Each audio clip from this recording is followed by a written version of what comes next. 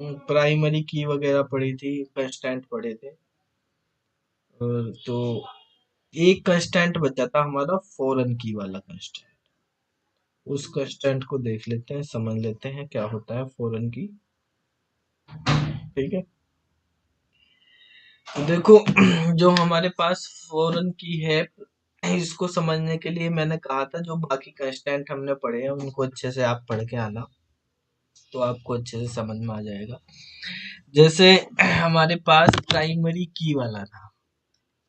ठीक है, तो प्राइमरी की क्या होती है, हमारे पास ऐसा कॉलम टेबल का जो बाकी सभी कॉलम को यूनिकली आइडेंटिफाई करते हैं, वो हमारा प्राइमरी की होता है। प्राइमरी की जो हम बनाते हैं यूनिकली आइडेंटिफाई एक से ज्यादा भी कर सकते हैं।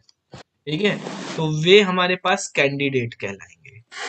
ठीक है, लेकिन जो हमारे पास एक उनमें से हम मास्टर सेलेक्ट करेंगे, वो हमारे पास प्राइमरी होगा। बेसिकली जब हम की बात करते हैं तो थोड़ा सा हम यहाँ पे की बात कर लें। जैसे हमारे पास प्राइमरी की, ये प्राइमरी की आती कहाँ से है, किस तरह से आती है, तो डायरेक्टली हम टेबल से प्राइमरी की सेलेक्ट नहीं कर पाते। अगर प्रोसेस हम देखें तो सबसे पहले वर्क होता है जो डेफिनेशन के अकॉर्डिंग, वो होता है सुपर की। सुपर की से हम बनाते हैं फिर जो है कैंडिडेट, और कैंडिडेट की से हम निकालते हैं आगे प्राइमरी की। ठीक है, ये सुपर की कैंडिडेट की किस तरह से निकाली जाती हैं डेटाबेस में हम आगे फंक्शनल डिपेंडेंसीज पढ़ेंगे, क्लोजर सेट ऑफ एट्रीब्यूट पढ़ेंगे, उनसे होगा। ठीक है, थियोरेटिकल पार्ट में आती हैं, उसके थ्रू मैनुअली हम यहाँ पे करते हैं इन चीजों को। तो बेसिकली जो हम डेफिनेशन कहते हैं कि ऐसा एट्रीब्यूट जिससे हम यूनिकली आइडेंटिफाई कर सकें बाकी सभी एट्रीब्यूट को, वो एक्चुअली डेफिनेशन होती है सुपर की। ठीक है, और लेकिन सुपर की में वो सिंगल एट्रीब्यूट भी हो सकता है, मल्टीपल एट्रीब्यूट, क्योंकि अभी हम जैसे टेबल बना रहे थे जिसमें हमने प्राइमरी की नहीं बनाई, उससे पहले की जो टेबल थी उन टेबल्स में तो कोई भी हमने यूनिक या नोट नल नहीं रखा था। तो वहां पर किसी एक सिंगल कॉलम से या एट्रीब्यूट से आप यूनिकली आइडेंटिफाई नहीं कर पाते थे, तो हमें ग्रुप ऑफ कॉलम या ग्रुप ऑफ एट्रीब्यूट से भी काम करना पड़ जाता है। ठीक है, तो प्राइमरी की ऐसा नहीं है कि एक सिंगल कॉलम से ही बनेगी, वो मल्टीपल कॉलम के ग्रुप से भी बन सकती है। ठीक है, लेकिन बाद में जो है जब रिलेशनल डेटाबेस के कॉन्सेप्ट दिए, ठीक है, रूल से डिफाइन किए ईएफ कोड ने, तो उन्होंने कहा कि कोई भी टेबल बिना प्राइमरी की के नहीं होनी चाहिए, हर टेबल में एक प्राइमरी की बना हुआ। ठीक है, तो लेकिन वैसे अगर हम देखें तो सुपर की जो है ये हमारे पास कॉम्बिनेशन या कलेक्शन ऑफ वन और मोर एट्रीब्यूट, एट्रीब्यूट मतलब होते हैं कॉलम, एट्रीब्यूट्स या columns of A table which can uniquely identify all the attributes of the table। ठीक है, तो उसको हम बोलते हैं सुपर की। अब ये सुपर की जो है बेसिकली इसमें कहा कलेक्शन ऑफ वन और मोर एट्रीब्यूट, तो एक टेबल में बहुत सारी सुपर की हो सकती है। ठीक है, मान लिया हमारे पास एक टेबल है या रिलेशन है, टेबल को हम रिलेशन भी बोल देते हैं, उसका नाम है ए, और उसमें दो कॉलम है ए और बी नाम के। ठीक है, अब देखो सुपर की और कैंडिडेट की अगर हम बात करते हैं क्या होती है, इनमें क्या रिलेशनशिप बनती है। ठीक है, तो जो हमारे पास कैंडिडेट की होती है वो होता है मिनिमल सेट ऑफ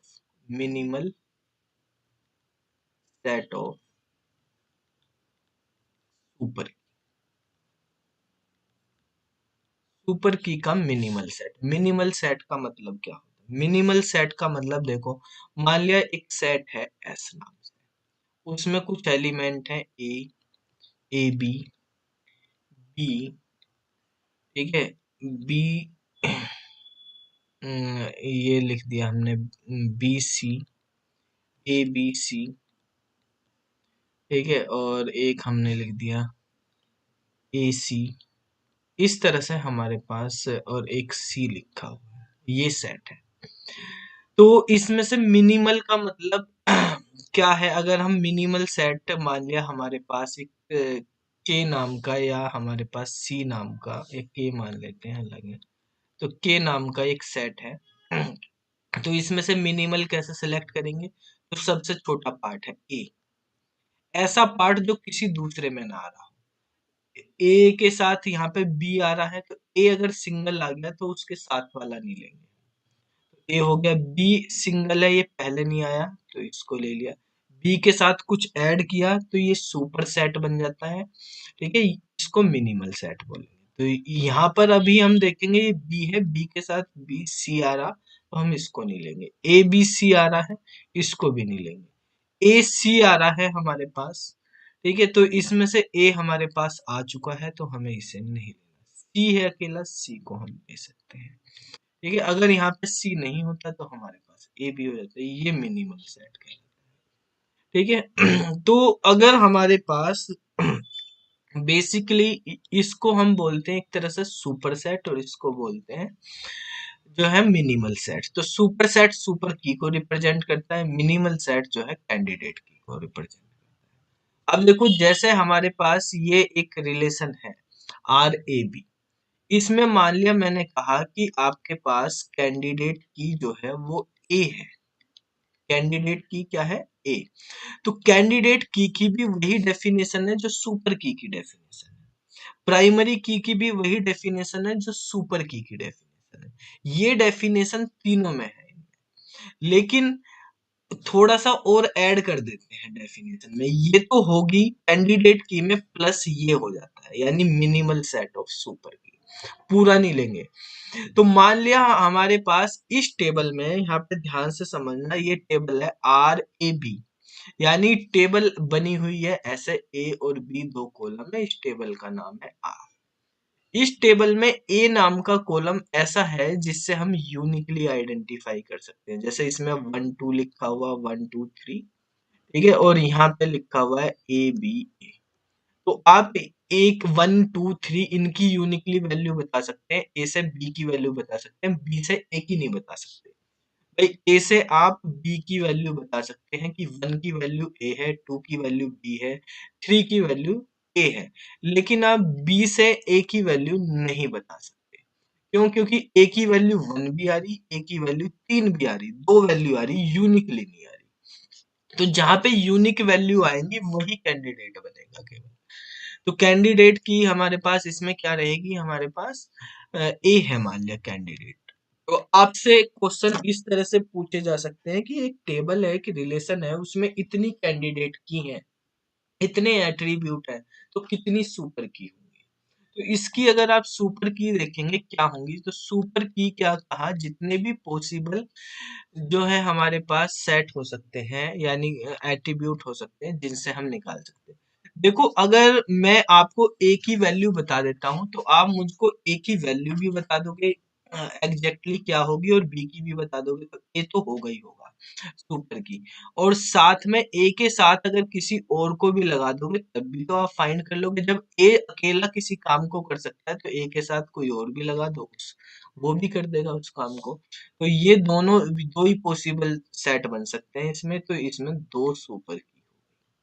अगर हमारे पास एक कैंडिडेट की है, ठीक है, तो यहाँ पर दो सुपर की हो जाएंगी, ठीक है। तो अभी आगे देखते हैं फिर और केस को, पहले इसको नोट करो जल्दी से। सर, ये सुपर की का जो सेट बनाया था एक बार दोबारा बताएंगे प्लीज। सुपर की का सेट बेटा कैंडिडेट की जो है वो, और उसके साथ जो भी पॉसिबल ग्रुप बन सकते हैं वो। बाकी हमारे पास बी ही बचा है, दो एट्रीब्यूट हैं ए और बी। तो अगर ए अकेला किसी काम को कर देगा, तो उसके साथ अगर बी भी लगा देंगे तो तब भी हो जाएगा काम।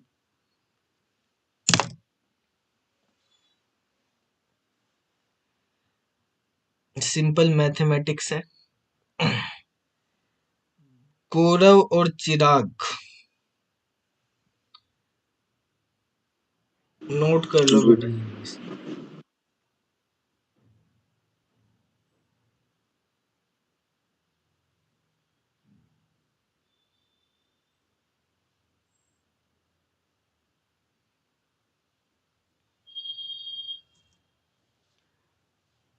अब देखो, इसी तरह से हम यहाँ पे कुछ केसेस देखते हैं। पहला केस हमारे पास ये हुआ कि एक टेबल है जिसमें दो ही एट्रीब्यूट हैं और उसमें कैंडिडेट की उनमें से एक एट्रीब्यूट कैंडिडेट की है, तो सुपर की हमारे पास ए और ए बी हो गई, यानी हमारे पास सुपर की दो हो गई।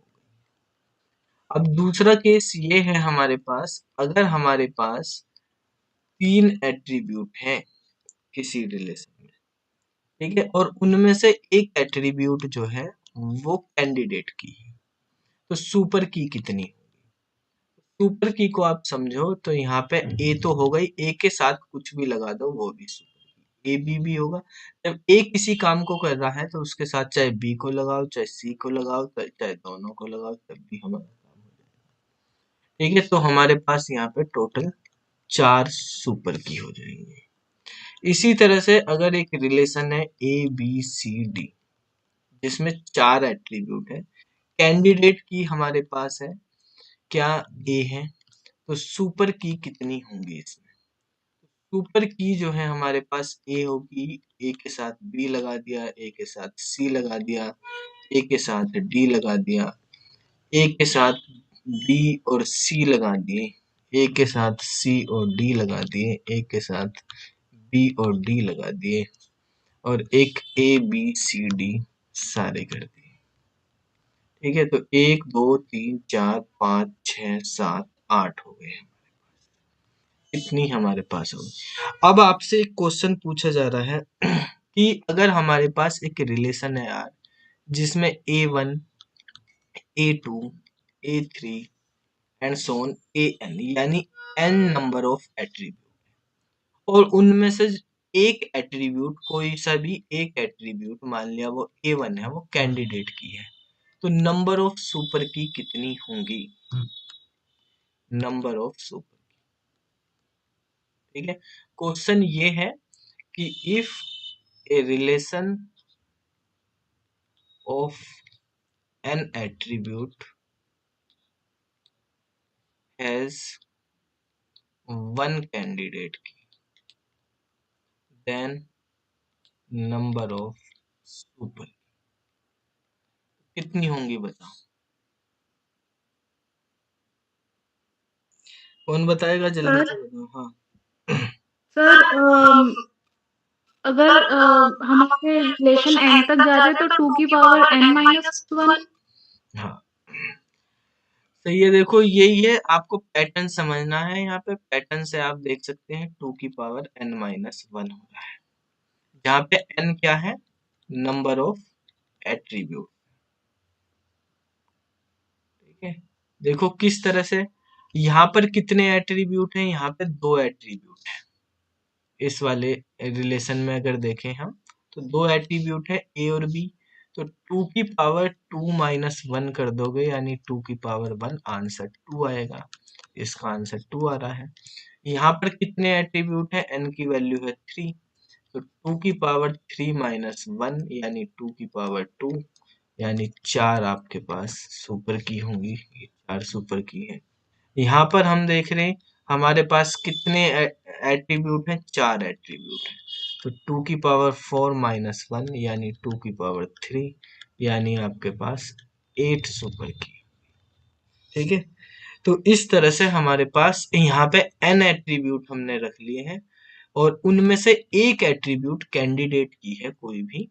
कंडीशन ये है कि कैंडिडेट की एक ही है, उनमें से कोई सा भी एक हो सकता है, तो आपके पास 2 की पावर n-1 सुपर की। ये फॉर्मूला है, ये एग्जाम में पूछा जाता है इस तरह से। ठीक है, नोट कर लो इसको। 2 की पावर n।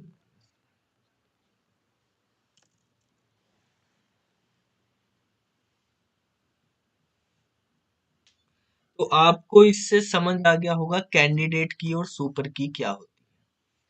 ठीक है। कैंडिडेट की ऐसा एट्रीब्यूट है जो यूनिकली आइडेंटिफाई कर देता है, ठीक है, किसी भी एट्रीब्यूट को। वो हमारे टेबल में एक भी हो सकता है, एक से ज्यादा भी हो सकता है, और उसके साथ अगर किसी भी दूसरे एट्रीब्यूट को जोड़ दिया जाए तो वे सब सुपर कहलाएंगे, ठीक है। उसके साथ कॉम्बिनेशन में जो भी होगा वो तो होगा ही, कैंडिडेट भी होंगे सुपर में, और उसके यानी जितने भी कैंडिडेट होते हैं वे सब सुपर तो होते ही हैं, लेकिन सारे सुपर कैंडिडेट नहीं होते, ठीक है। सारे कैंडिडेट सुपर जरूर होंगे, उनमें से ही निकल के आएंगे। सुपर एक मेन सेट है हमारे पास। अब यहाँ पर हमारे पास ऐसा केस था कि हमने टेबल में केवल एक ही एट्रीब्यूट को कैंडिडेट माना था, ठीक है। अगर हमारे पास सारे ही एट्रीब्यूट कैंडिडेट हो, ऐसा भी हो सकता है कि सारे ही यूनिकली आइडेंटिफाई करते हो, तो उस केस में कितनी सुपर की बनेंगी, तो उसको देख लेते हैं। जैसे मान लिया हमारे पास रिलेशन है आर ए बी, और ये दोनों के दोनों ही कैंडिडेट है, ए भी कैंडिडेट है और बी भी कैंडिडेट, ठीक है। तो अब सुपर की क्या होंगी, सुपर की हमारे पास ए भी होगी और बी भी होगी, और ए और बी दोनों, ये दोनों भी, तो टोटल तीन कैंडिडेट, ठीक है। भाई ये तो है ही, और ये भी है, और इसके साथ जो है इनका ग्रुप भी हो गया। तीसरा हमारे पास केस ये हो गया कि अगर तीन एट्रीब्यूट हैं दूसरे नंबर पर, और ये तीनों के तीनों ही कैंडिडेट है, ए बी सी तीनों ही कैंडिडेट है, तो सुपर की कौन कौन से होंगे, ए बी सी, इनके आपस में ग्रुप ए बी ए सी, ठीक है, बी सी ए बी सी, तो कितने हो गए, तीन तीन छह और एक सात हो गए, ठीक है। ऐसे ही अगर हम चार के ले लेते हैं, ए बी सी डी, और ये चारों के चारों ही हमारे पास क्या है, कैंडिडेट, ए बी सी और डी, तो सुपर की हमारे पास क्या बनेंगी, ए बी सी डी, अब इनका ग्रुप बन गया A B A C A D, B के साथ बना लो बी सी, सी का बना लेते हैं सी डी, ठीक है।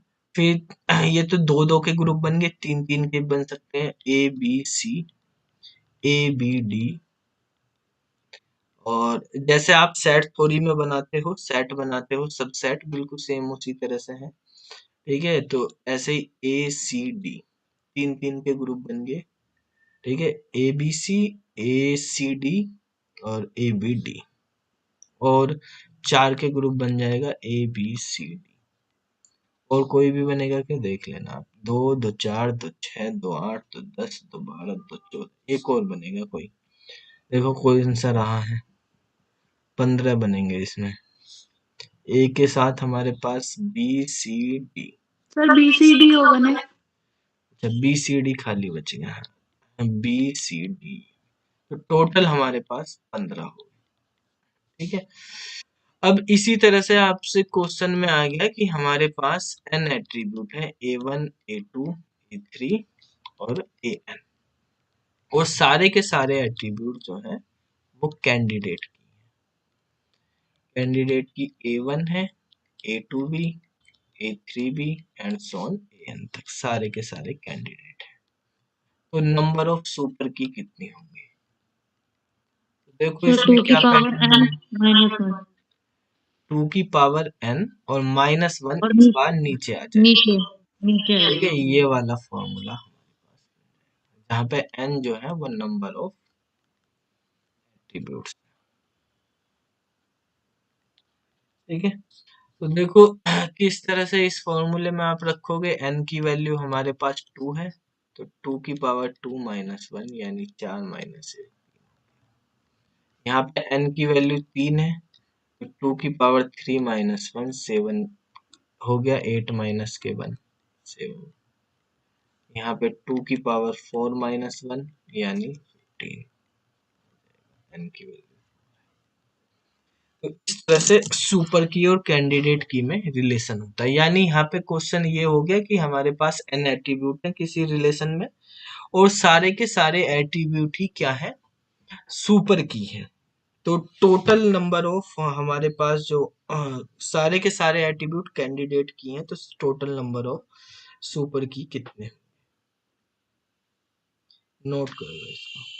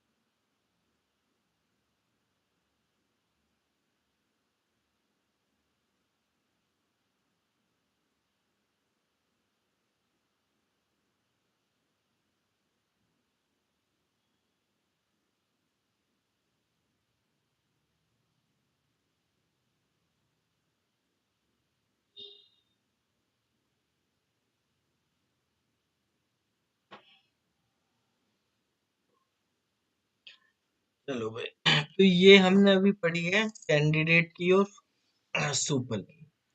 अब अगर हम बात करते हैं इसमें कि ये क्या होती है, प्राइमरी की क्या है। अब प्राइमरी की जो भी हमारे पास कैंडिडेट हैं, उन कैंडिडेट की में से जो भी बेस्ट लगती है डेटाबेस एडमिनिस्ट्रेटर को या प्रोफेशनल जो भी काम कर रहे हैं उस पर, तो उन्हें जो भी बेस्ट लगेगी वो उस पर डिपेंड करता है, तो उसको एक को सेलेक्ट कर लेते हैं। ठीक है, तो वो हमारे पास प्राइमरी की। तो प्राइमरी की जो है वो हमारे पास जो भी बेस्ट चॉइस होती है, best choice from candidate, definition यही रहेगी उसकी भी। और चाहे प्राइमरी हो, चाहे हमारे पास कैंडिडेट की हो, चाहे हमारे पास सुपर की, तीनों की तीनों ही नोट नल होंगी। ठीक है, जब ग्रुप बन के आएगा तीनों का तो वो नोट नल, यानी उसमें नल वैल्यू नहीं रखेंगे और यूनिक होनी चाहिए। ठीक है, ये तीनों की तीनों केस में हमारे पास। अब हम आगे देखते हैं, एक की होती है हमारे पास, जैसे हमें कैसे सेलेक्ट करनी है इनमें से एक की बनानी है जब प्राइमरी, तो कैसे करेंगे। तो ये आप ऐसे समझ सकते हैं, जैसे दो पार्टियां हैं, बीजेपी है, कांग्रेस है, ठीक है, आम आदमी पार्टी भी, ऐसे बहुत सारी पार्टी है।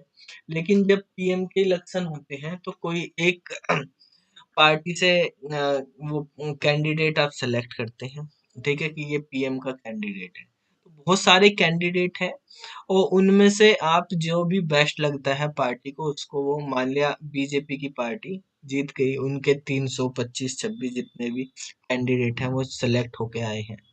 ठीक है, तो वहां पर इलेक्शन तो बीजेपी के हो चाहे कांग्रेस के, सबने मान लिया 550 सीटों पे इलेक्शन, 545 सीटों पे इलेक्शन लड़ा है। ठीक है, इलेक्शन लड़ा, किसी ने कम पे भी लड़ सकते हैं, कोई ज्यादा पे भी, कोई जरूरी नहीं सब पे लड़ा। फॉर एग्जाम्पल हमने कह लिया कि 500 सीट्स उन पे इलेक्शन लड़ा है, तो ये 500 एक तरह से नंबर ऑफ एट्रीब्यूट्स हो गया आपके। 500 में से जो है, बेसिकली कोई जरूरी तो है नहीं कि सारे के सारे सेलेक्ट हो, इनमें से 500 में से मान लिया 300 आपके पास ये जीत गए, 200 हार गए। ठीक है, अब ये 300 क्या हो गए, ये एक तरह से कैंडिडेट की हो गई कि ये हम इनमें से जो 300 हैं, ये जनता ने सेलेक्ट करे हैं, ये यूनिकली आइडेंटिफाई कर रहे हैं, बेसिकली आपके रिप्रेजेंट कर सकते हैं। ठीक है, ये हमारे पास टोटल थे यहाँ से, तो ये भी एलिजिबल थे, इन्होंने भी क्या नाम जी इलेक्शन लड़ा। अब इनमें से जो है किसी एक को जो है पीएम बना देंगे, जैसे मोदी जी को पीएम बना दिया, इन 300 में सबको तो बना नहीं सकते। ठीक है, तो ये हमारे पास जो इनमें से एक सेलेक्ट होगा वो हमारे पास प्राइमरी बन जाएगा। तो इसी तरह से होता है, हमारे पास टेबल में बहुत सारी सुपर की हो सकती है, बहुत सारी कैंडिडेट की हो सकती है। ठीक है, सुपर की नंबर ऑफ एट्रीब्यूट से भी ज्यादा हो सकती है, कैंडिडेट की जो है हमारे पास बेसिकली हम उसमें से ही सेलेक्ट करते हैं जो हमारे पास एट्रीब्यूट होते हैं उन्हीं के अकॉर्डिंग। ये तो ये भी नहीं है कोई कि सिंगल एट्रीब्यूट होता है, कभी कभी सिंगल एट्रीब्यूट हो ही नहीं पाता, यानी एक सिंगल पार्टी नहीं जीत पाती, तो आप देखते हैं कि ज्वाइन करके दो पार्टी ज्वाइन करके तब सरकार बना लेती है। तो ऐसा यहाँ पे भी होता है, कोई जरूरी नहीं कि एक ही पार्टी, एक ही कॉलम ऐसा मिल जाए आपको कोई कि वहां पर हो जाए। ऐसा भी होता है कि एक कॉलम नहीं मिल पा रहा तो आप दो कॉलम को मिला के भी कैंडिडेट या प्राइमरी बना सकते हैं। ठीक है, प्राइमरी टेबल में एक ही होगी, कैंडिडेट मल्टीपल हो सकती हैं, ये ओनली वन होगी। ठीक है, प्राइमरी की। अब देखो ये तो किसी एक सिंगल टेबल पे होगी। अब जब हम मल्टीपल टेबल्स की बात करते हैं तो वहां पर एक फॉरेन की भी यूज होती है। कभी कभी क्या होता है, बेसिकली अभी हम आगे नॉर्मलाइजेशन है का टॉपिक होता है, तो नॉर्मलाइजेशन में ये बताया जाता है कि आपको कितनी टेबल बनानी है। एक डेटाबेस है, आप उसको स्टडी करते हैं, मान लिया कोई प्रोजेक्ट आया, आपने प्रोजेक्ट को स्टडी करा। ठीक है, मान लिया आपको एक स्कूल का प्रोजेक्ट बनाना या कॉलेज का प्रोजेक्ट बनाना, तो उस कॉलेज में आपको क्या क्या एट्रीब्यूट चाहिए उसको स्टोर करने के लिए। फिर सबसे पहले तो आप एट्रीब्यूट सेलेक्ट करेंगे, फिर हमें ये देखना होता है कि इसके लिए कितनी टेबल बनेंगी, किस टेबल में कौन कौन से एट्रीब्यूट आएंगे। ठीक है, उन सारी टेबल को एक दूसरे से कैसे रिलेट करा जाएगा, ये सारी चीजें हमें देखनी होती है। ठीक है, तो फॉरेन की क्या होता है, दो टेबल में रिलेशनशिप बनाने के लिए यूज करी जाती है। अब देखो मान लिया हमारे पास एक टेबल है एम्प्लॉय, एक कंपनी है उसमें कुछ एम्प्लॉय काम करते हैं।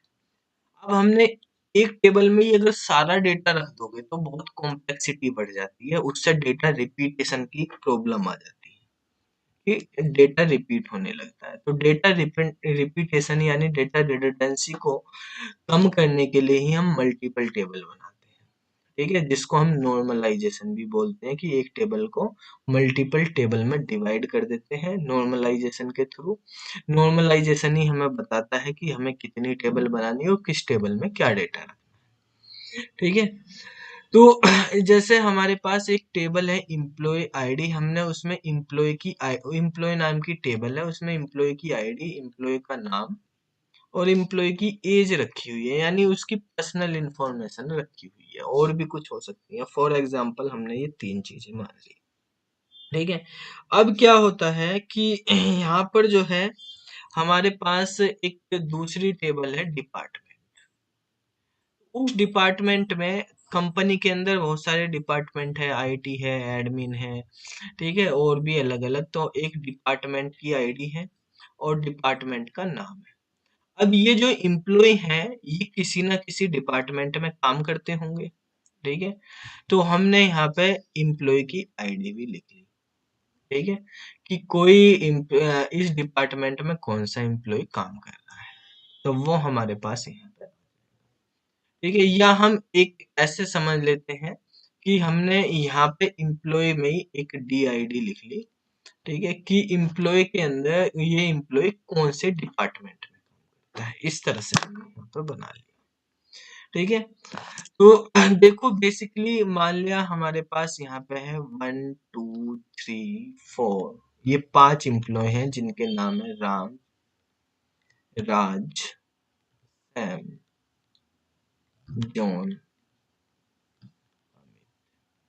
ये employee है। ठीक है, एज लिख ली 25 26 22 29। ये जो है डिपार्टमेंट है हमारे पास, मान लिया दो डिपार्टमेंट, आईटी है और एक एडमिन है। ये बंदा जो है 101 में काम करता है, ये भी 101 में, ये 102 में, ये भी 102 में, ये 101। ठीक है, इस तरह से काम करता है। तो देखो आपको पता करना कि भाई राज कौन से डिपार्टमेंट में काम करता है, तो आप क्या करेंगे, इस वाली टेबल से तो आप डिपार्टमेंट का नाम बता नहीं सकते, इस वाली टेबल से पहले उसके राज की डिपार्टमेंट आईडी पता करेंगे, फिर इस डिपार्टमेंट आईडी को इस टेबल में ले जाएंगे और वहां से हम पता कर लेंगे कि क्या डिपार्टमेंट आईडी है इसकी। ठीक है, तो 101 है, 101 में डिपार्टमेंट नेम आईटी है, तो हमें पता चल जाएगा ये आईटी है। तो जब दो टेबल में डेटा, कुछ डेटा एक टेबल में, कुछ डेटा दो टेबल में, तो हमें कोई एक एट्रीब्यूट कॉमन रखना पड़ता है, जैसे यहाँ पर भी है और यहाँ पर भी है। तो ये जो कॉमन एट्रीब्यूट है, इस कॉमन एट्रीब्यूट से हम इन दोनों टेबल में रिलेशनशिप बना लेते हैं। ठीक है, अब देखो मान लिया ये देखो सारे के सारे यूनिक ही रहेंगी आईडी, तो नाम सेम हो सकते हैं, एज सेम हो सकती है, लेकिन आईडी सबकी यूनिक रहेगी, तो हम इसको बनाएंगे प्राइमरी की। डिपार्टमेंट के जो आईडी है ये इसकी प्राइमरी की है। अब देखो यहाँ भी डीआईडी है, यहाँ भी डीआईडी है, तो अगर एक टेबल की प्राइमरी की किसी दूसरी टेबल में हम यूज करते हैं तो वहां जाकर वो फॉरेन की कहलाती है। जैसे फॉरेन मिनिस्टर होते हैं, किसी देश का फॉरेन मिनिस्टर दूसरे देश से रिलेशनशिप मैनेज करता है। ठीक है, तो एक टेबल की प्राइमरी की दूसरी टेबल में जब हम यूज करते हैं तो वहां पर वो फॉरेन की कहलाती है। ठीक है, तो फॉरेन की क्या होती है, वहां पे लिख ही रखा है, तो प्राइमरी की ऑफ, यहाँ पे लिख, प्राइमरी की of A table is called foreign की इन अनदर। अगर हम उसको दूसरी टेबल में यूज करें तो वो वहां पे फॉरेन की है। अब देखो फॉरेन की और प्राइमरी की में क्या क्या डिफरेंस है। प्राइमरी की हमारे पास हमेशा यूनिक होती है, प्राइमरी की हमारे पास यूनिक होगी और नॉट नल होगी। ठीक है, ये हमने इस तरह से यूज होंगे। अब जो फॉरेन की है वो आप देख रहे हैं डुप्लीकेसी आ रही है इसमें, तो यूनिक तो होगी नहीं, वो डुप्लीकेट हो सकती है। भाई यूनिक भी हो सकती है, डुप्लीकेट भी हो सकती है और नल भी हो सकती है। ठीक है, मान लिया आपको इसका डिपार्टमेंट नहीं पता, कौन से डिपार्टमेंट आईडी, तो आप खाली छोड़ दो। इस तरह से हमारे पास फॉरेन की डुप्लीकेट भी हो सकती है, नल भी हो सकती है। फॉरेन की में अगर मैं यहाँ पर एक एंट्री करना चाहूँ, एक बंदा मान लिया सुमित आया है नया, और हमने वो, सर हाँ, जैसे कि फॉरेन की है, ये किसी के लिए तो प्राइमरी की है, तो तब ये नल तो नहीं हो सकती। तो नल, या प्राइमरी की तो नहीं नल हो सकती, जब ये प्राइमरी है तो वहां नल नहीं हो सकती इस टेबल में, ये तो फॉरेन तो कॉमन इस है ना टेबल फिर में दोनों की, है। कॉमन है ना पर ये तो दोनों में। हाँ, तो कॉमन है दोनों में, तो कॉमन है तभी तो यहाँ पर वो है, यहाँ पर हमारे पास क्या है, यहाँ नल नहीं हो सकती, यहाँ हमें पता नहीं क्या है इसकी, तो हम नल, लेकिन अगर मैं यहाँ पे लिख दूं 103 तो ये गलत है, ये एंट्री नहीं होने की। अभी समझा रहे हैं इसको। इसको बोलते हैं फॉरेन की इनपुट रेस्ट्रिक्टेड होती है, इनपुट रेस्ट्रिक्टेड, यानी आप फॉरेन की में केवल वही वैल्यू डाल सकते हो जो उसके करस्पोंडेंस प्राइमरी की में बनी। ठीक है, अगर प्राइमरी की में 103 नहीं है तो आप 103 एंट्री नहीं कर सकते। 101 और 102 के अलावा केवल नल ही रख सकते हो। आपको नहीं पता, अगर उसका भी कंफर्म नहीं है कि कौन से डिपार्टमेंट में जाएगा वो बंदा, तो आप जो है उसको नल छोड़ दो। ठीक है, नल से हो जाएगा वो खाली, तो ये नहीं रख सकते, ये इनपुट रेस्ट्रिक्टेड मतलब क्या है, इस वाली टेबल में एंट्री करने से पहले हमें इस वाली टेबल में एंट्री करनी पड़ेगी। जब भी हमें फॉरेन की टेबल बनानी तो उससे पहले ये वाली टेबल बनेगी। इन दोनों टेबल को बनाना भी है तो हमें पहले डिपार्टमेंट वाली टेबल को बनाना पड़ेगा, तब हमारे पास ये वाली टेबल। ठीक है, जो फॉरेन, ये जैसे हमारे पास कंस्टेंट अभी आपको पढ़ाए थे कंस्टेंट, तो फॉरेन की जो होती है इसको हम बोलते हैं रेफरेंशियल इंटीग्रिटी कंस्टेंट, रेफरेंशियल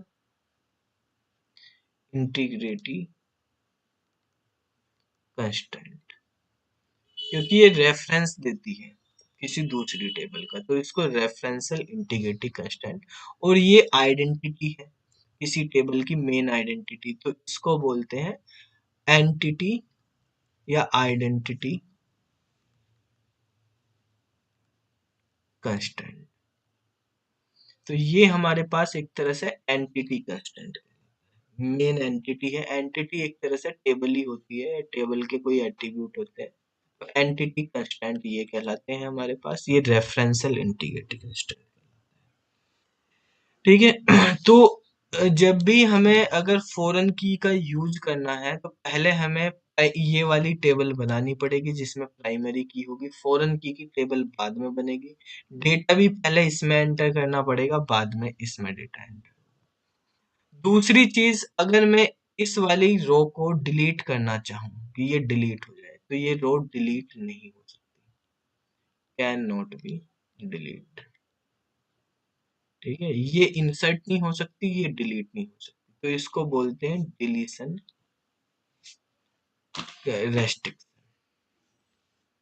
ठीक है, जो प्राइमरी की है, अगर ये 102 यहाँ पर यूज हो रहा है तो जब तक ये यहाँ पर रहेगा यहाँ से डिलीट नहीं हो सकता। ठीक है, पहले आपको यहाँ से डिलीट करना पड़ेगा तभी यहाँ पे डिलीट होगा। रेस्ट्रिक्शन लिखा हमने, ऐसा नहीं कभी भी डिलीट नहीं कर सकते। ठीक है, रेस्ट्रिक्शन का मतलब है कुछ रेस्ट्रिक्शन है, उन रेस्ट्रिक्शन को फॉलो करोगे तभी डिलीट। यहाँ से डिलीट कर दो 102 तो यहाँ से डिलीट हो जाएगा। ठीक है, ऐसे यहाँ पे 103 इंसर्ट कर दो तो यहाँ हो जाएगी, जब तक यहाँ नहीं करोगे यहाँ नहीं होगा, जब तक इसमें डिलीट नहीं करोगे इसमें नहीं होगा। तो इस तरह की कंडीशन हमारे पास यहाँ पे बनती है। इसको हम प्रैक्टिकली समझते हैं कैसे यूज करेंगे। पहले इस टेबल को आप नोट कर लो जो यहाँ पे।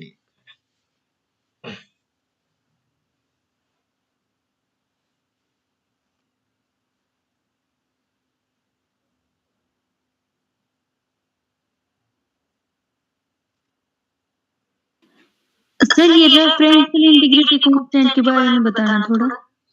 फॉरेन की के कंस्टेंट को ही रेफरेंशियल इंटीग्रिटी कंस्टेंट बोलते हैं। कंस्टेंट है ना, जैसे आपको बताए थे कंस्टेंट हमारे पास यूनिक, प्राइमरी की, फॉरेन की, ये सब कंस्टेंट होते हैं। तो फॉरेन की कंस्टेंट को ही का ही दूसरा नाम रेफरेंशियल इंटीग्रिटी कंस्टेंट।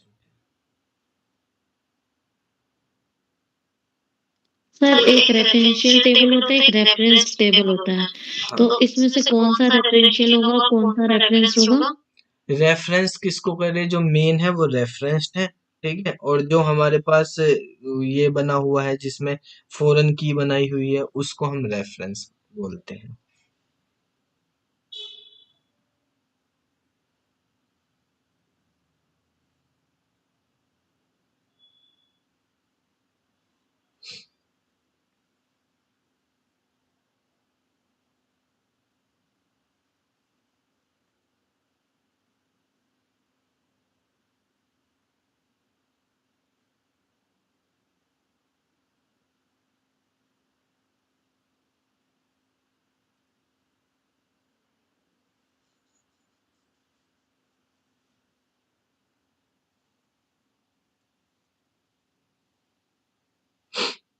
नोट कर लिया।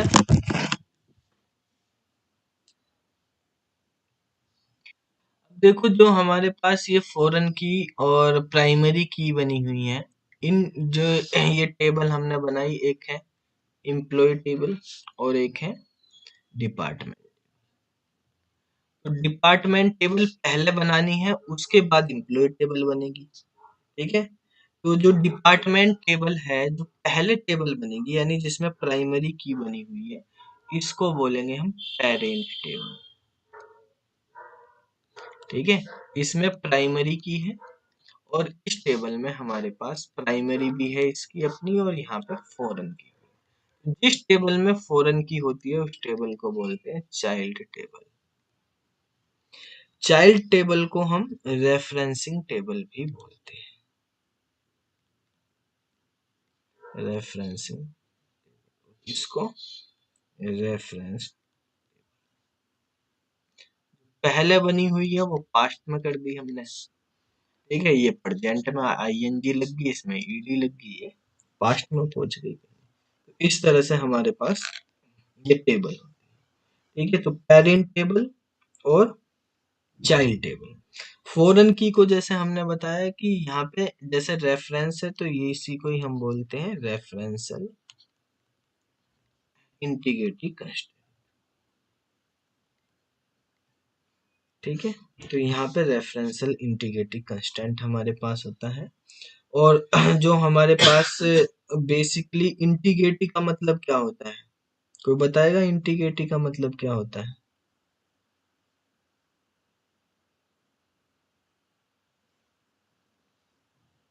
सर रिडंडेंसी ना हो।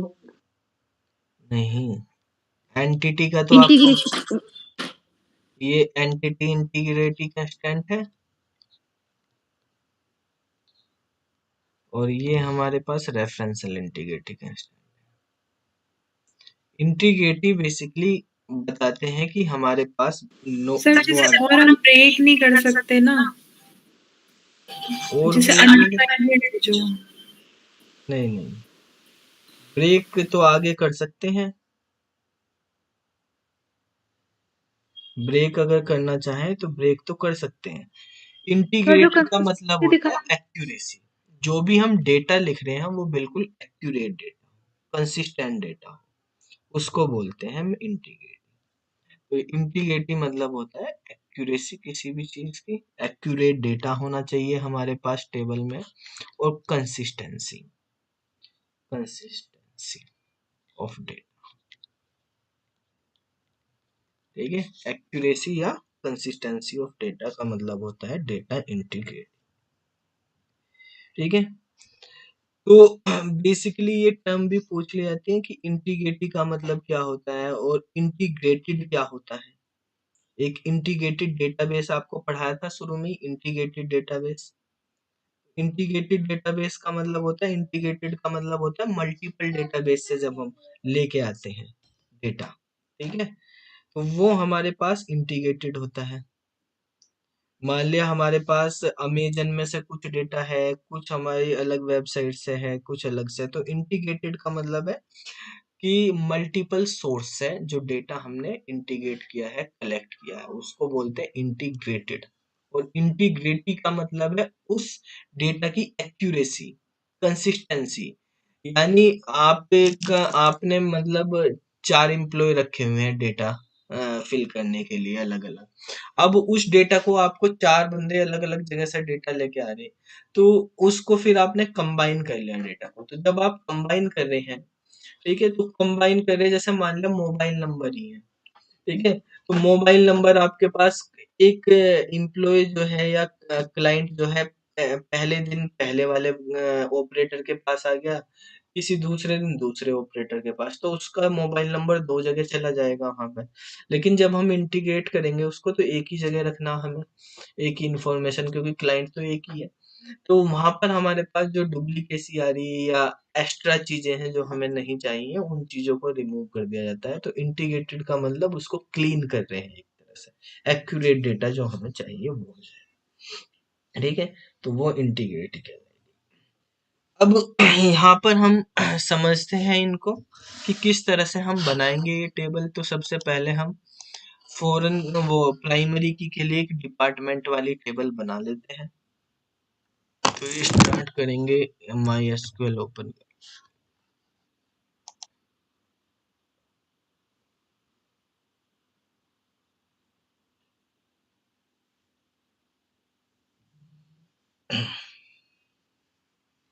क्या करना पड़ेगा भाई एक जगह? चलो दीपांशु का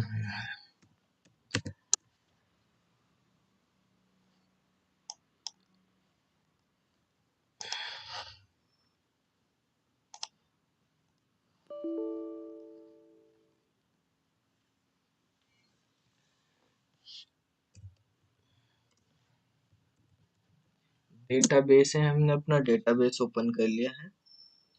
अब हम इसमें क्या करते हैं, बेसिकली टेबल देख लेते हैं, हमारे पास कुछ बनी हुई है पहले से। ईएमपी कितने तक बनी हुई है? हमने ईएमपी 8 तक बना, तो यहाँ पे ईएमपी 9 बना लेंगे, उसके अकॉर्डिंग कर लेंगे। सबसे पहले तो हमें बनानी है एक प्राइमरी की के लिए पेरेंट टेबल। तो पेरेंट टेबल में हम क्या क्या रखेंगे, बेसिकली डिपार्टमेंट के लिए बना लेते हैं। तो उसमें हमारे पास क्रिएट टेबल, टेबल का नाम है DEPT। उसमें हमने डिपार्टमेंट आईडी इंटीजर में ले ली, डिपार्टमेंट का नेम ले लिया है varchar, ठीक है। और ये did जो है ये प्राइमरी की बना दी, ये प्राइमरी,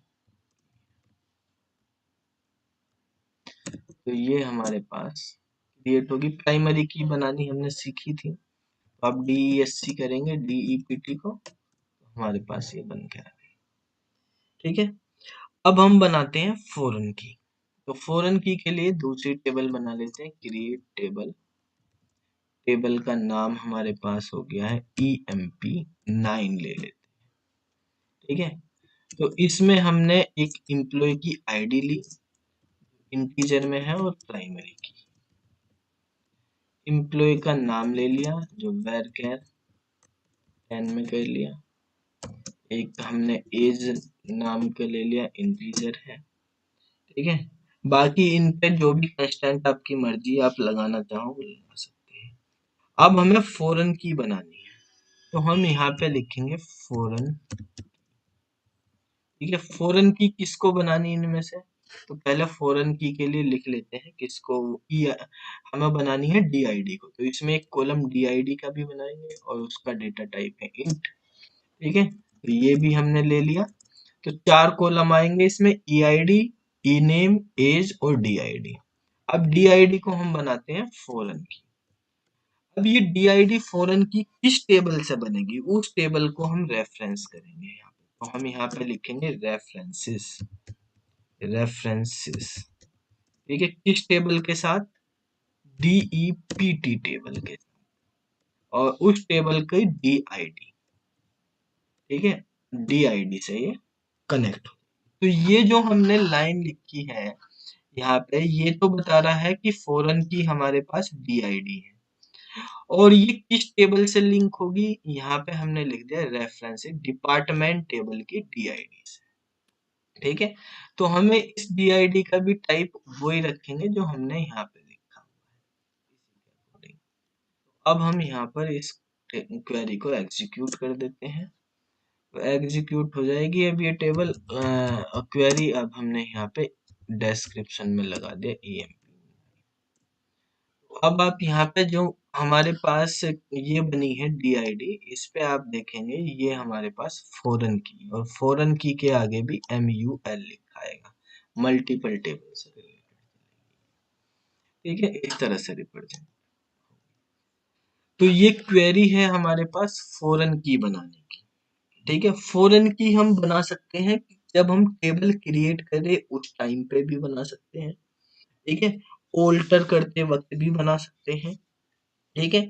आप फॉरेन की का कोई कंस्ट्रेंट भी दे सकते हैं, यानी फॉरेन की का नाम, ये तो एट्रीब्यूट का नाम है, कंस्ट्रेंट का नाम देना अगर आपको, तो देखो जैसे मान लिया मैंने एक EMP10 नाम की बनाई है, कंस्टेंट कैसे ऐड करेंगे, कंस्टेंट का नाम अगर आपको देना है, तो यहाँ पर जब हम फॉरेन की लिख रहे इससे पहले आप कंस्टेंट लिख दो, CONSTRAINT।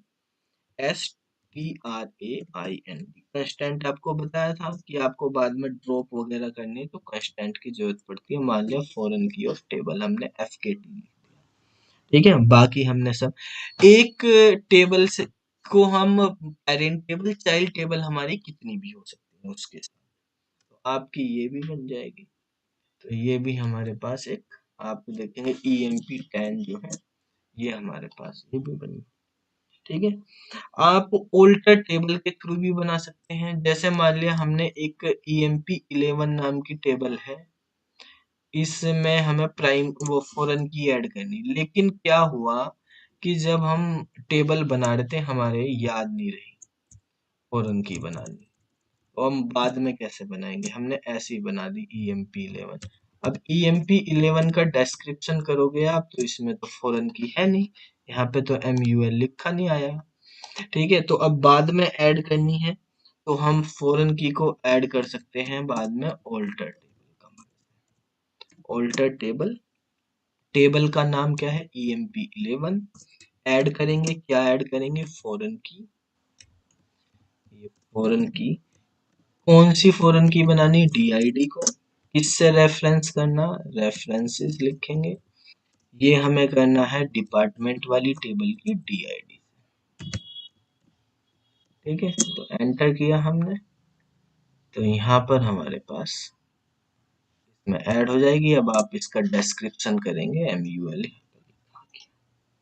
ठीक है, आप कंस्टेंट भी ऐड कर सकते हैं इसमें बाद में ऐड करते वक्त। देखो जैसे हमने एक EMP12 नाम की टेबल बनाई, तो EMP12 वाली टेबल में भी हमने फॉरेन की ऐड नहीं की है। ठीक है, हम ऑल्टर कमांड से ऐड करके देखेंगे। इसको डिस्क्रिप्शन किया, इसमें कोई फॉरेन की नहीं है। अब इसके लिए भी हमने ऑल्टर टेबल लगा दी। अब ऑल्टर टेबल में हमें कंस्टेंट ऐड करना, तो कंस्टेंट यहीं पे लिखा जाएगा जो EMP12 है। तो ऐड, यहाँ पे कंस्टेंट लिख दिया हमने, CON कंस्टेंट। तो कंस्टेंट इसका FK_T1 नाम, तो एंटर किया हमने, तो ये हमारे पास यहाँ पे बन गया। अब इसका डिस्क्रिप्शन करोगे यहाँ पे फॉरेन की। तो आपके पास अलग अलग तरीके बता दिए मैंने, कितने तरीके से आप फॉरेन की ऐड कर सकते हो। 4 तरीके हो गए। बेसिकली तरीके तो नॉर्मली हमारे पास 2 ही हैं। ठीक है, तो उसमें क्या है हमारे पास, एक तो ऑल्टर से बना सकते हो, एक या हम किससे बना सकते हैं, क्रिएट टेबल से। बिना कंस्टेंट के भी बना सकते हैं और कंस्टेंट का नाम देके भी बना सकते हैं। ठीक है, ये बेसिकली जो कंस्टेंट है, अगर हम नहीं भी नाम देते कंस्टेंट का, तो अपने आप भी नाम MySQL ऐड कर सकता है।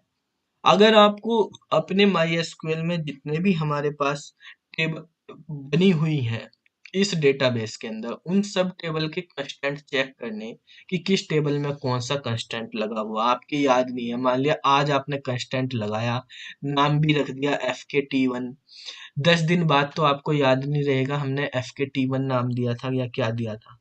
तो आप कैसे पता करेंगे कि क्या नाम दिया था मैंने कंस्टेंट का। ठीक है, या गलती से आपको कंस्टेंट का नाम देना याद नहीं रहा, तो आपको ड्रॉप करना कैसे करेंगे, फिर ड्रॉप बिना कंस्टेंट के नाम के ड्रॉप नहीं हो पाएंगी की। तो उसके लिए हमारे पास एक क्वेरी होती है, आप सेलेक्ट करेंगे स्टार फ्रॉम। ठीक है, जो हमारे पास ये है, इसको हम पूरे एप्लीकेशन को इंफॉर्मेशन स्कीमा से डिनोट करेंगे। आगे हम पढ़ेंगे स्कीमा वगैरह, और हमें टेबल के कंस्टेंट देखने हैं कौन कौन से। टेबल अंडरस्कोर कंस्टेंट लिखेंगे हम यहाँ पर। ठीक है, और कंडीशन लगा देंगे कौन से डेटाबेस की। हमारे पास SPSC नाम का डेटाबेस है, तो कंस्टेंट स्कीमा दे देंगे हम, नहीं तो सारे डेटाबेस के दिखा देगा। तो इतने सारे डेटाबेस हैं, तो बहुत सारे कंस्टेंट्स हो जाएंगे, हमें सब देखने की जरूरत नहीं। तो हम अपने डेटाबेस का नाम दे देंगे SPSC। ठीक है, तो इस डेटाबेस में ये कंस्टेंट लगे हुए। ठीक है, तो ये देखो, ये हमारे पास डेटाबेस का नाम है कंस्टेंट स्कीमा। डेटाबेस सारे के सारे SPSC से रिलेटेड है। कंस्टेंट के नाम प्राइमरी की। ठीक है, और FK_T अभी हमने बनाया था एक ये, और FK_T1 भी बनाया है, ये वाला लिखा हुआ। और हमने एम्प्लॉय 11 पे बेसिकली हमने 4 प्राइमरी की बनाई, 2 के कंस्टेंट दिए, 2 के नहीं दिए। तो जिनके कंस्टेंट नहीं दिए उनके यहाँ अपने आप आ गए एम्प्लॉय 11, IB फॉरेन की _1, और ये वाली एम्प्लॉय 9 वाली, ये इसने अपने आप दे दी। ठीक है, ये फॉरेन की है, 4 फॉरेन की है, बनी हुई है हमारे पास। एक हमने एम्प्लॉय 10 पे बनाई है, एक एम्प्लॉय 11 पे बनाई है, एक एम्प्लॉय 9 पे बनाई है, और एक और बनाई होगी, ये वाली है एम्प्लॉय 12। ठीक है, तो ये सब बता दी इसने, कहाँ हमने फॉरेन की बनाई, कहाँ प्राइमरी की, कहाँ यूनिक की, वो सारे कंस्टेंट आपको आपको कोई डिलीट करना है। ठीक है, जैसे मान लिया ये वाली डिलीट करनी है एम्प्लॉय 12 की आपको। ठीक है, तो एम्प्लॉय 12 की जो हमारे पास कंस्टेंट है उसका नाम है FK_T1। ठीक है, एम्प्लॉय 11 का डिलीट करना है, तो उसका नाम ये है। देखो हमने नाम नहीं दिया था तो अपने आप दे दिया। आप देखो यहाँ पे हम DESC एम्प्लॉय 11 लिख रहे हैं, तो उसमें फॉरेन की लगी हुई है, हमें इस फॉरेन की को डिलीट करना है। डिलीट कैसे करेंगे फॉरेन की, तो डिलीट करने के लिए आपको बताया था ऑल्टर टेबल कमांड से हम डिलीट कर सकते हैं। ऑल्टर टेबल, टेबल का नाम है एम्प्लॉय 11। ठीक है। ड्रॉप करना है हमें, तो ड्रॉप क्या करनी है, फॉरेन की। फॉरेन की इतनी सारी फॉरेन की है हमारे पास, ठीक है। तो कौन से फॉरेन की का नाम दे दो आप, क्या है, एम्प्लॉय 11 पे जो फॉरेन की लगी हुई है उसका नाम है EMP 11_IBFK, EMP 11_IBFK_1। Enter करेंगे तो ये हमारे पास डिलीट हो गया है। अब आप एम्प्लॉय 11 का डिस्क्रिप्शन देखेंगे, ठीक है, तो यहाँ पे भी डिलीट नहीं हुआ फॉरेन की। एम्प्लॉय 11 पे किया ना हमने, कंस्टेंट में एम्प्लॉय 11 का प्राइमरी रह गया। अच्छा, वो तो डिलीट हो गया ना, तो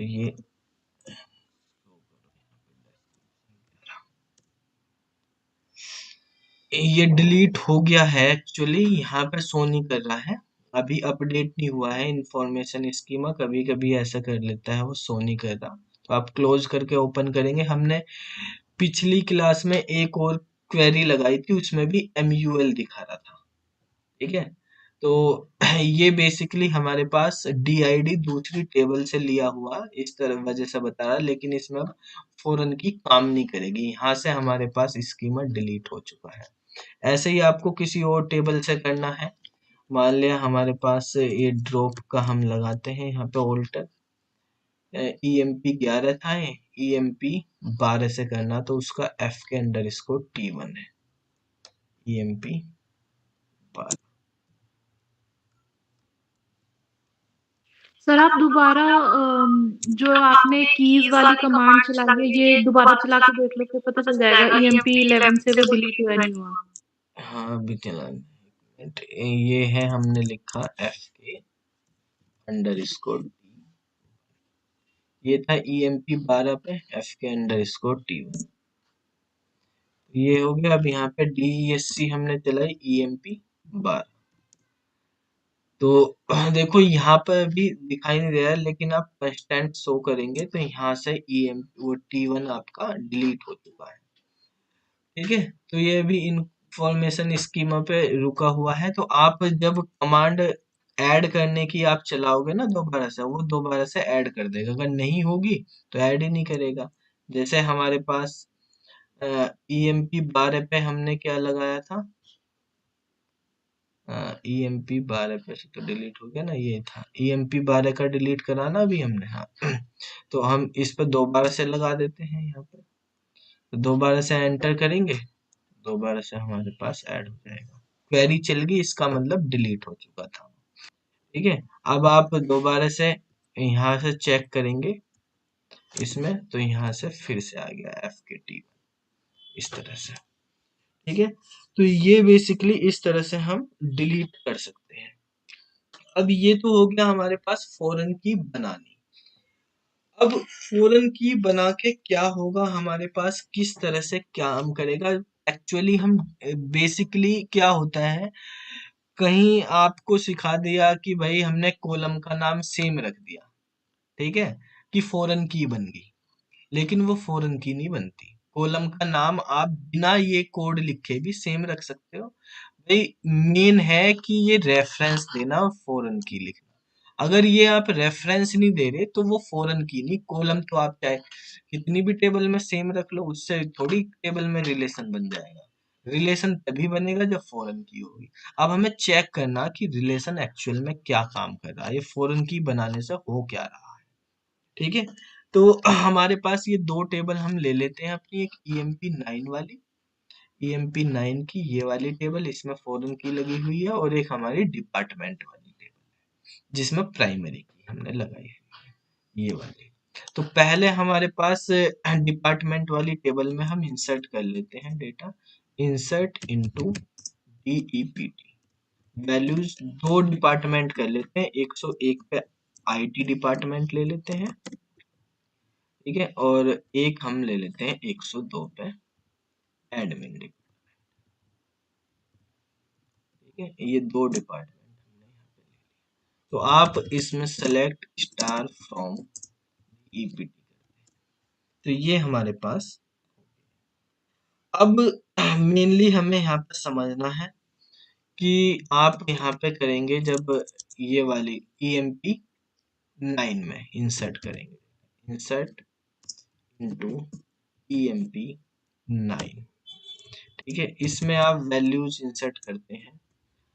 आईडी है मान लिया 1, नाम है राम, ठीक है, एज है 25 और डिपार्टमेंट है 100। तो ये इंसर्ट करा, हम सेलेक्ट करेंगे, सेलेक्ट स्टार फ्रॉम EMP 9, ये डेटा है। अब इसमें दोबारा से मैं 103 कर देता हूँ ना, इसकी एज 28 कर देता हूँ, 103 पे जाते हैं, एज 28, नाम राज, और जो है आईडी 2। तो देखो ये ऐड नहीं हो रहा क्योंकि ये फॉरेन की लगी हुई है। तो जब तक फॉरेन की में, क्योंकि इस वाले में 103 है ही नहीं, तो आप 103 नहीं दे सकते, ठीक है। तो ये फॉरेन की से रेस्ट्रिक्शन लग जाती है। अगर आप इसको 102 करेंगे तो एंटर हो जाएगा, 102 को आप सेलेक्ट कर लो, आ गया। इसी तरह से मान लिया हमने एक तीसरा बंदा है, ठीक है, उसका नाम सैम है, उसकी एज 22 है, उसकी हमें नहीं पता भाई कौन सा डिपार्टमेंट है, सारी वैल्यू नहीं डाल रहे तो कॉलम के नाम देने पड़ेंगे। हमने क्या डाला है, EID, ई नेम और EH, ये एंटर कर दिया हमने, ठीक। EH नहीं है, कॉलम का नाम एज ही है खाली, तो ये इंसर्ट होगी तो हमारे पास फॉरेन की आप देखेंगे नल हो गई है, नहीं है तो नहीं डालो, आपको नहीं पता, ठीक है।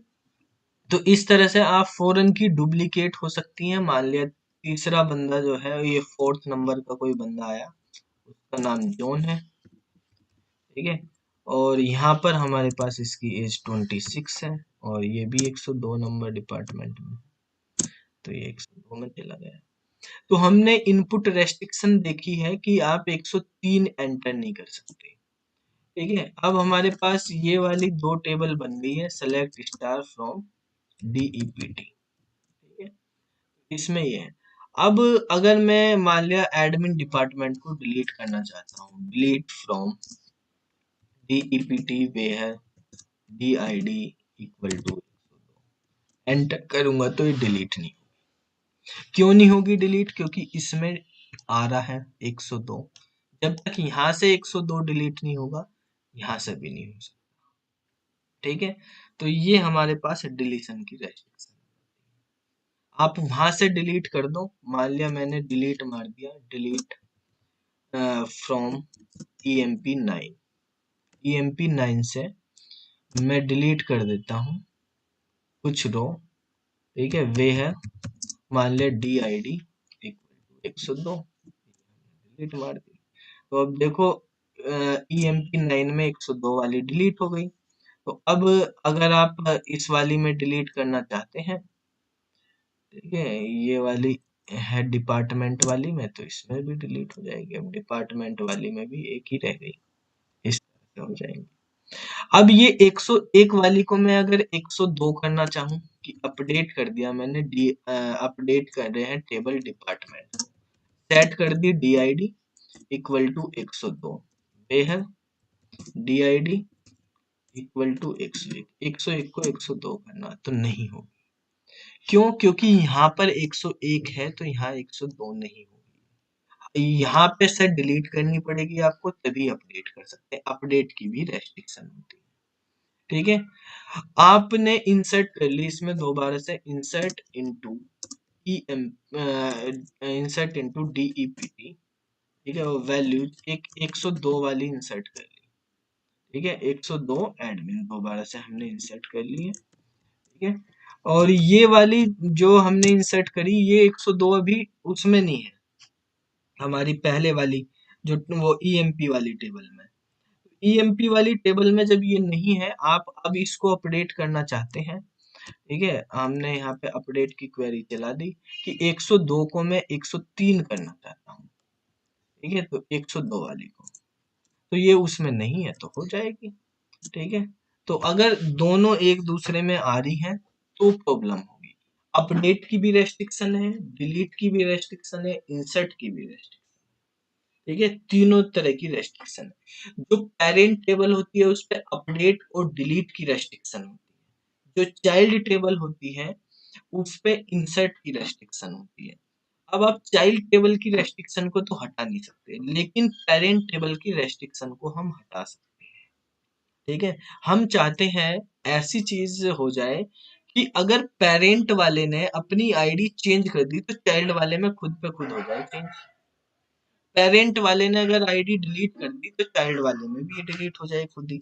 ऐसा अगर हो जाए तो ज्यादा बेनिफिशियल है।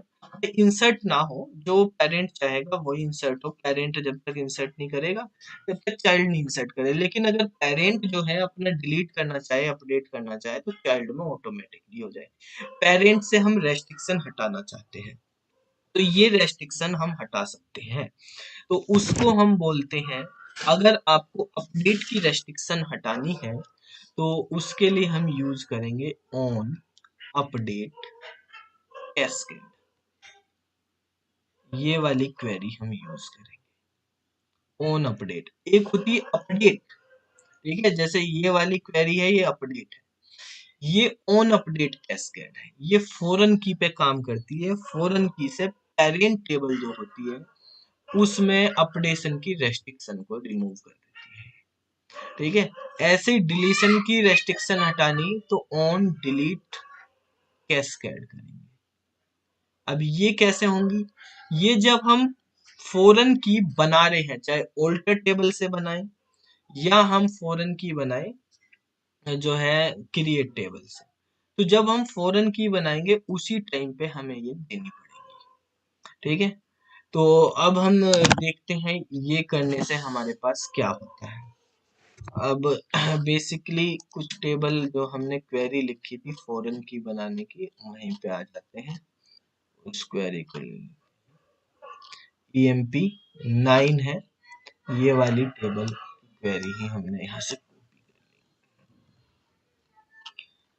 हमने 12 तक बना ली थी EMP की। अब हम एक और ले लेते हैं यहाँ पे, इसका नाम रख लिया EMP13। ठीक है, और जब इस टेबल में हमने ये फॉरेन की बनाई है तो यहाँ पे लास्ट में हम ये लिख देंगे ऑन अपडेट कैस्केड,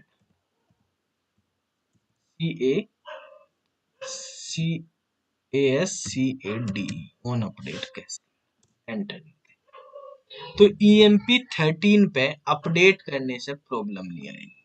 अब देखो ये वाली टेबल है, इसमें हम इंसर्ट करते हैं, इंसर्ट इनटू EMP13। ठीक है, ये प्रैक्टिस जरूर करना। जिन बच्चों ने पहले नहीं पढ़ी होंगी ये क्वेरी उनको लग रहा होगा जल्दी जल्दी हो रही है। ठीक है, और जिन्होंने पढ़ी हुए बाद में भी फिर क्या नाम जी देखते हैं फास्ट फॉरवर्ड करके, तो प्रैक्टिस जरूर कर लेना। क्वेरी भेज ही देता हूँ मैं इसीलिए आपको, तो इन क्वेरी की प्रैक्टिस करेंगे तभी अच्छे से क्लियर होंगे कॉन्सेप्ट। तो इंसर्ट इनटू EMP13 हो गया, और इसके बाद हमने वैल्यूज इसमें इंसर्ट करी। आईडी हमने 1 ले ली, नाम राम लिख दिया, और एज जो है 22 ले या 22 कर दी, और जो है 101 डी। एक हमने दूसरा 2 नंबर पे राज लिख दिया, और जो है इसकी एज 24 या 25 कर दी, और इसको 103 कर दिया। 102 तो कर नहीं सकते, 101 और 103 में से ही हमें कुछ करना है। ठीक है, ये हमने यहाँ पे इंसर्ट कर दी। अब सेलेक्ट स्टार फ्रॉम EMP13, तो 101 और 103 होगी। अब मैं अपडेट की क्वेरी लगाता हूँ, अपडेट कौन से वाले में, DEPT में। DEPT में अभी अपडेट नहीं लग पाएगी क्योंकि हमारे पास जो है EMP9 वाली टेबल है उसमें भी डेटा पड़ा हुआ है, तो EMP9 का डेटा थोड़ी देर के लिए हम डिलीट कर देते हैं। EMP9 में भी वो फॉरेन की बनी हुई है, उसमें 103 यूज नहीं हो रहा, चलो कोई फर्क नहीं पड़ेगा। अपडेट करते हैं हम किसको, DEPT को। जो 103 है उसको मैं वापस से 102 करना चाहता हूँ। अपडेट करी मैंने DEPT, सेट करा DID को 102। कौन सी DID को, जिसकी DID 103 है। ठीक है, तो ये वाली टेबल जो है हमारे पास, इसमें 103 की जगह 102 करना है एडमिन का डिपार्टमेंट। एंटर किया हमने। ठीक है, तो आप जब इसको एंटर करेंगे तो देखो अपडेट हो गया है। अब अपडेट हो गया, आपने सेलेक्ट करा, सेलेक्ट स्टार फ्रॉम EM वो DEP 102 हो गया। आप जो है EMP 9 को सेलेक्ट करें तो ये आ रहा, EMP जो है 13 को सेलेक्ट करेंगे तो वहां पर भी 102 हो गया 103 से अपने आप। हमने नहीं किया EMP। देखो जो हमारे पास EMP 13 थी, हमने तो 103 इंसर्ट करा था, लेकिन वहां पे 102 हो गया। अगर मैं अपडेट जो है 103 को हमने 102 तो कर लिया, लेकिन 101 वाले को हम अपडेट नहीं कर सकते क्योंकि ये EMP 9 में यूज हो रहा है। ठीक है, अगर आप अपडेट करना भी चाहेंगे कि 101 की जगह 103 करना चाहें आप, तो वो नहीं होगा क्योंकि वहां पर एक जो EMP 9 वाली उसमें अपडेट कैस्केड यूज नहीं होगा। ठीक है, तो ये होता है हमारे पास अपडेट कैस्केड। तो पेरेंट में अगर आप चेंज करेंगे तो चाइल्ड में ऑटोमेटिकली चेंज हो जाएगा। अब डिलीट कैस्केड क्या है, कि डिलीट करना। अभी यहाँ पर ये प्रॉब्लम है कि अगर आप डिलीट करोगे, डिलीट फ्रॉम DEPT, ठीक है, वे है DID इक्वल टू 102, तो डिलीट नहीं होगा। ठीक है, क्योंकि हमने इसको यूज किया हुआ है EMP 13 में। ये EMP 9 में वो हो रहा था तो अपडेट नहीं हुआ, ये EMP 13 में यूज हो रहा तो इसलिए डिलीट नहीं हुआ। तो अगर हम डिलीट कैस्केड यूज करेंगे तो हमारे पास ये हो जाएगा। तो देखो हम एक टेबल डिलीट कैस्केड के अकॉर्डिंग बनाते हैं EMP 14, और उसमें ऑन अपडेट कैस्केड की जगह ऑन डिलीट कैस्केड, ये EMP। सर अगर ये हम क्रिएट टेबल करते टाइम फॉरेन की डिक्लेयर करना भूल जाते हैं तो हमें ऑल्टर टेबल में ही लिखे ऑन डिलीट या ऑन हाँ, अपडेट। ऑल्टर टेबल में भी लिख सकते हैं। तो देखो ये EMP 14 बन गई, और EMP 14 में अब हम यहाँ पे डेटा इंसर्ट करते हैं। ये वाला डेटा हमने EMP 14 में इंसर्ट, अभी हमारी टेबल में 101 और 102 है, तो हमने 102 के अकॉर्डिंग ही करा। ठीक है, ये हो गया। अब सेलेक्ट स्टार फ्रॉम EMP 14, ये हमने ले लिया। ठीक है, अब आप अपडेट की क्वेरी अगर चलाते हैं तो अपडेट की क्वेरी नहीं चलेगी। 102 को अगर आप अपडेट करना चाहते हैं कि 102 की जगह 103 करना चाहते हैं तो ये नहीं चलेगा, ये बता रहा EMP 14 में। लेकिन अगर आप डिलीट करना चाहते हैं तो डिलीट हो जाएगा। ठीक है, ये डिलीट कर दिया आपने 102 वाले को, तो एंटर करा। अच्छा, EMP 13 में भी 102 यूज हो रहा है तो डिलीट भी नहीं होगा। तो चलो EMP 13 से या तो पहले डिलीट करो। ठीक है, EMP 13 से डिलीट कर देते, डिलीट फ्रॉम EMP 13। ठीक है, क्योंकि EMP 13 पे हमने डिलीट कैस्केड नहीं लगाया था। वे है DID इक्वल टू 102, तो यहाँ से डिलीट होगी। अभी आप एक चीज देखो, हमारे पास 14 में है 102। ठीक है, अब हम डिलीट करना चाहते हैं डिपार्टमेंट से, 102 हो गया है, 14 में था तब भी हो गया, 14 वाले से कोई फर्क नहीं पड़ा। आप अब अगर 14 वाले को दोबारा से चेक करोगे, 14 से भी डिलीट हो चुका होगा ऑटोमेटिकली। ठीक है, आपने डिलीट करा डिपार्टमेंट से, वो डिपार्टमेंट से भी डिलीट हो गया और 14 से भी डिलीट हो गया, दोनों से डिलीट हो गया। तो ये होता है हमारे पास डिलीट कैस्केड। आप डिलीट कैस्केड और अपडेट कैस्केड दोनों भी बना सकते हो एक साथ। ठीक है, जैसे हम टेबल बनाते हैं, तो जैसे हमने एक ये टेबल बनाई EMP 15 नाम से बना ली मान लिया। ठीक है, आपको इस पे डिलीट भी करना है और अपडेट भी करना है, दोनों कैस्केड यूज करने हैं। तो यहाँ पे हमने लिख दिया ऑन अपडेट कैस्केड और ऑन डिलीट, दोनों के दोनों। अब आप दोनों काम कर सकते हैं, अपडेट भी कर सकते हैं, डिलीट भी कर सकते हैं। ठीक है, मान लिया हमारे पास इंसर्ट इनटू ईएमपी और डिपार्टमेंट में हम 104 ले लेते हैं और उसको हमने बना दिया डिपार्टमेंट। मान लिया वो डिपार्टमेंट है एडमिन। 104 वाले को ले लेते हैं, वैल्यूज लिख देते हैं यहाँ पे, और एक 105 वाला ले लेते हैं। बाकी टेबल से कॉन्फ्लिक्ट नहीं होगा, हम अपने टेबल में रखेंगे बस इसमें 105। और यहाँ पे मान लिया हमने कर दिया मार्केटिंग, ये डिपार्टमेंट। तो सेलेक्ट स्टार फ्रॉम डीईपीटी, ये हमने यहाँ पे यूज किए। ठीक है, अब आप टेबल यूज कर रहे हैं ईएमपी 15 की, तो इंसर्ट इनटू ईएमपी 15। ठीक है, तो इंसर्ट इनटू ईएमपी 15 में वैल्यूज आपने डाल दी। आईडी 1 है, नाम राम है। ठीक है, एज 22 है, डिपार्टमेंट 101। दूसरा आईडी 2 है, नाम राज है, और जो है इसकी एज 22 है या 23 है, और इसका डिपार्टमेंट 104 है। फिर हमने यहाँ पे किया तीसरा बंदा है, मान लिया सैम, और इसकी एज 25 है, इसका डिपार्टमेंट, ये हमने सेलेक्ट स्टार फ्रॉम ईएमपी। अब ये दो टेबल को आप ध्यान से देखना। ठीक है, मैं 104 को 106 करता हूँ, तो अपडेट करते हैं, update DEPT set DID equal to 106। ठीक है, वे है डीआईडी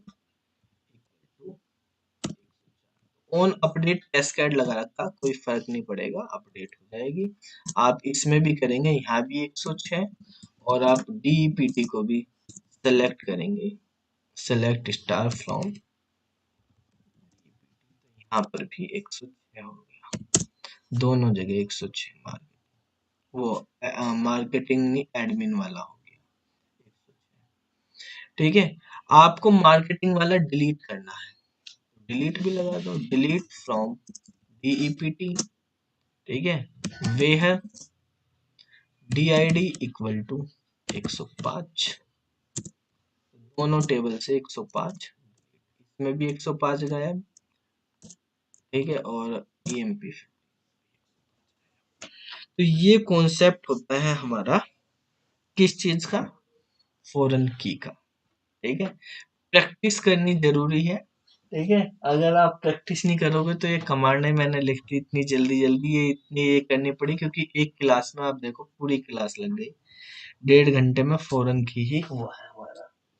ठीक है, तो आपको जितने भी हमारे पास बेसिकली हम यूज कर सकते हैं फॉरेन की के मैंने आपको बताए, और भी आप कर सकते हो, ऑल्टर में भी कैस्केड लगा के देखना।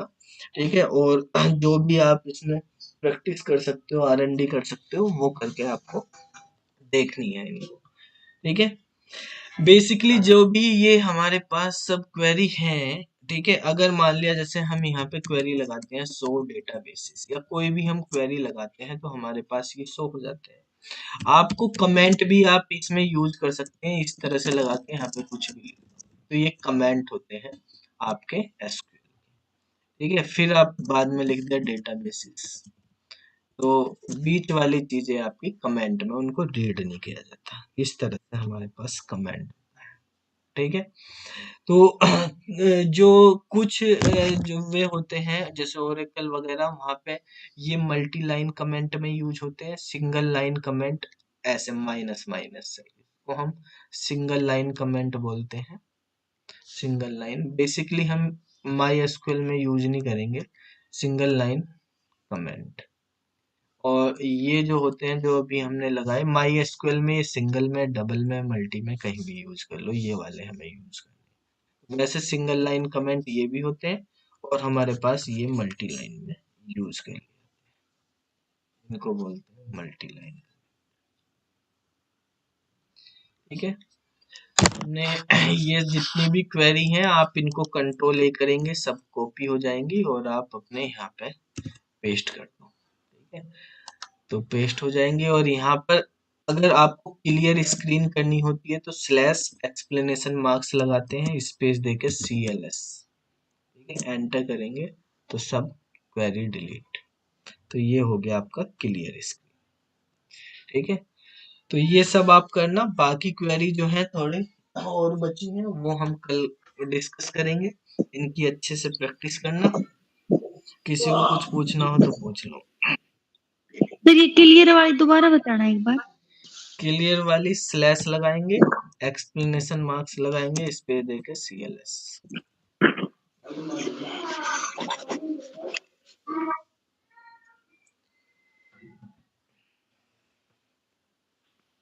सर हाँ जी, सर ये कैस्केड वाली जो क्वेरी है, कौन सी कैस्केड वाली? हाँ हाँ मैं ये पूछ रहा था सर, ये पेरेंट टेबल में लगेंगे, चाइल्ड से पेरेंट में भी चल रही है? ये बेटा चाइल्ड में लगेंगी, पेरेंट में नहीं। जहाँ फॉरेन की बनाएंगे, फॉरेन की तो चाइल्ड में बनती है ना। सर कॉपी के लिए जो मतलब बताया अभी सर आपने डिपार्टमेंट में लगाई थी ना, मैं इस वजह से पूछ रहा क्या था। किया था? नहीं, डिपार्टमेंट में डिलीट और अपडेट की क्वेरी लगानी चेक करने के लिए। ये तो जब फॉरेन की बनाएंगे उस टाइम मैं यही पूछना चाह रहा था सर, अगर उसमें जैसे हम नई चाइल्ड में अगर कोई नई वो कर देते हैं इंसर्ट, तो वहां पे हो जाएगी तो आप अपडेट पेरेंट में? नहीं नहीं, पेरेंट इंसर्ट वाली नहीं, हम केवल डिलीट और अपडेट की लगा सकते हैं। इंसर्ट रेस्ट्रिक्शन जो चाइल्ड टेबल होती है, चाइल्ड टेबल में तो इंसर्ट की रेस्ट्रिक्शन होती है। ठीक है, नहीं तो अपडेट अगर सर उसमें कर दें जैसे फॉरेन की में, उधर पे पेरेंट नहीं चाइल्ड टेबल उसमें में, तो वहां उसमें पे हो नहीं, जाए नहीं वहां पे नहीं होगी, पेरेंट टेबल से ही होगी? पेरेंट टेबल में। जब ये क्वेरी लिखते वक्त तो हम चाइल्ड टेबल के साथ में रखेंगे, लेकिन अगर चाइल्ड में आप अपडेट करोगे तो चाइल्ड में वही वैल्यू अपडेट कर सकते हो जो पेरेंट में है, उसके अलावा अपडेट भी अलग वैल्यू नहीं कर सकते। ठीक है, 101 102 अगर उसमें दी हुई है पेरेंट में तो वही दो वैल्यू लिख सकते हैं या नल लिख सकते हैं और कोई नहीं लिख सकते। कॉपी करने के लिए बेटा सेलेक्ट करते हैं, कंट्रोल ए दबाओ, सेलेक्ट हो जाएंगे।